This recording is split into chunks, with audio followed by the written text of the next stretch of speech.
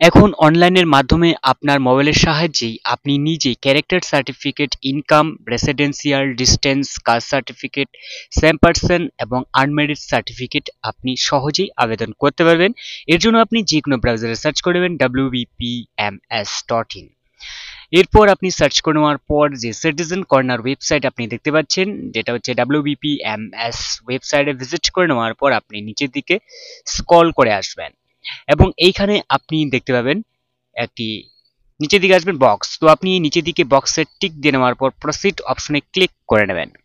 এরপর mobile number, এরপর OTP আসবে। ওটিপি বসিয়ে দেওয়ার পর আপনার সামনে পেজটি ওপেন হয়ে যাবে। তো আপনি এই পেজে আপনি কি সার্টিফিকেট তৈরি করতে চাইছেন সেই বক্সে আপনি টিক দিয়ে রাখবেন। সাথে আপনি ইনকাম সার্টিফিকেট, রেসিডেন্সিয়াল সার্টিফিকেট আপনি একসাথেই করতেই পারেন। তো এখানে আপনার ডিস্ট্রিক্ট, ব্লক, গ্রাম পঞ্চায়েত, এরপর যেটা রয়েছে সাংসদ, সমস্ত কিছুই আপনি এখান থেকে একে একে সিলেক্ট করে নেবেন। সমস্ত কিছু সিলেক্ট করা হয়ে গেলে আপনার নাম এবং আপনার যে গার্জিয়ান নেম, আপনার গার্জিয়ানের সাথে রিলেশন কি সেটা, এরপর আপনার অ্যাড্রেস এবং পোস্ট অফিস এবং পুলিশ স্টেশন, ঠিক আছে।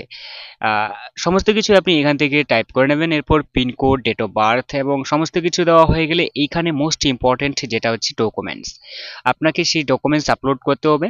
এবং এখানে দেখতে পাচ্ছেন ফটোর সাইজ 58 কেবি রয়েছে। তো এটা আপনাকে 100 কেবির মধ্যে হতে হবে।